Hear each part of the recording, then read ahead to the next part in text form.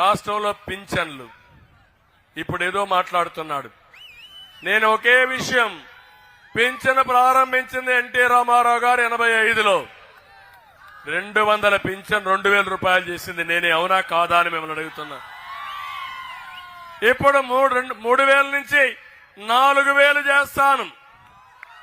ఇంటి దగ్గరనే ఇస్తాం, మొదటి తారీఖునే ఇస్తాం.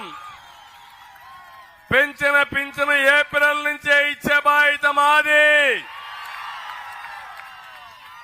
ఒక నెల తీసుకోకపోతే 2వ నెల ఇస్తాం, 2వ నెల తీసుకోకపోతే 3వ నెల ఇస్తా. ఏ వ్యక్తికి ఎగ్గొట్టడం నా అభిమతం కాదు. అవసరమైతే మీరు ఎక్కడన్నా బయట వెళ్తే అక్కడ కూడా డబ్బులు తీసుకుని ఏర్పాటు చేస్తానని మా ఆడబిడ్డలందరికీ హామీ ఇస్తున్నా. వికలాంగులకి 4000 నుంచి 6000 ఇస్తానని మీ అందరికీ హామీ ఇస్తున్నాను.